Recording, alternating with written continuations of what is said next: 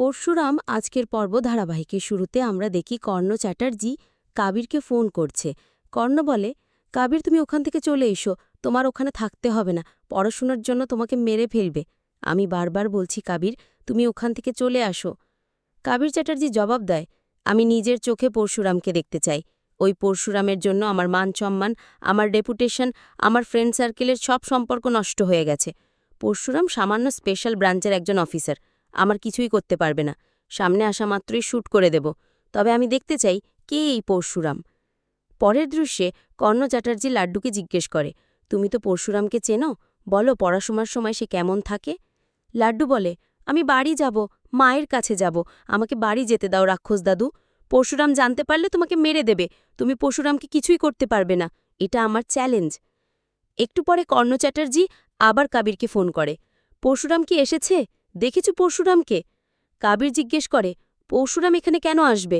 লাড্ডু তো তোমার কাছে গেলে তোমার কাছে যাবে। কর্ণ চ্যাটার্জি বলে, ঠিক আছে, যাবে যাবে, পরশুরাম ওখানে ঠিকই যাবে, কারণ আমি বলে দিয়েছি লাড্ডু তোমার কাছে, তাই ঠিকই যাবে। তাছাড়া পরশুরাম বিশ্বাস করে ওর কাছে ওর চেম্বার এবং অফিস আগে। পরবর্তী দৃশ্যে আমরা দেখি গোডাউনের ভেতরে শব্দ হয়। কাবির বলে, বাবা আমি পরে তোমাকে ফোন করছি। এদিকে শিবপ্রসাদ গাঙ্গুলি, মায়া, সৌরভ, বলরাম এবং বাকি সবাই মুখোশ পরে গোডাউনের ভেতরে আসে। সবার মুখে একই ধরনের মুখোশ দেখে কাবির তার পালিত গুন্ডাদের বলে, সবার মুখোশ খুলে দাও। পর্যায়ক্রমে গুন্ডারা মুখোশ খুলতে থাকে।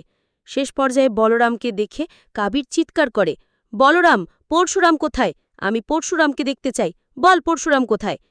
এদিকে বলরাম চুপ থাকে। শিবপ্রসাদ যখন বলরামের মুখোশ খুলতে যায় তখন শিবপ্রসাদ সব গুন্ডাকে মারধর করে।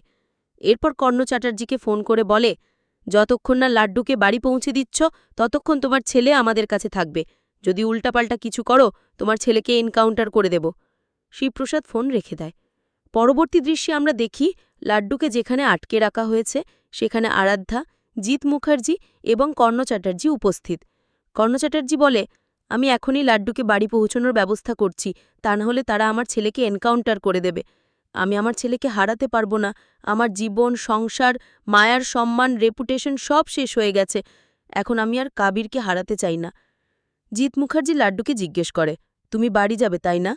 লাড্ডু বলে, হ্যাঁ আমার বাড়ি যেতে হবে, আমার প্রাইভেট পড়া আছে, কালকে স্কুলে পরীক্ষা, আমার অনেক পড়া এখনো বাকি আছে, আমাকে স্কুলে যেতে হবে। জিৎ মুখার্জি বলে, ঠিক আছে তাহলে তুমি চলে যাও, তবে তুমি একা বাড়ি যেতে পারবে না, পরশুরামকে ফোন করে বল, সে তোমাকে নিয়ে যাবে। আমি জানি পরশুরাম তোমার বিষয়টি খুব সেন্সিটিভ, তুমি বললেই সে আসবে। শেষের দৃশ্যে আমরা দেখি কর্ণ চ্যাটার্জির ফোনে লাড্ডু ও শিবপ্রসাদকে ফোন করে বলে, পরশুরাম আমাকে এখান থেকে নিয়ে যাও, আমার স্কুল আছে, প্রাইভেট আছে, স্কুলে পরীক্ষা, আমার অনেক পড়া এখনো বাকি আছে, আমাকে স্কুলে যেতে হবে। ফোনের ওপাশ থেকে শিবপ্রসাদ বা পরশুরাম বলে, তুমি এখন কোথায় আছো?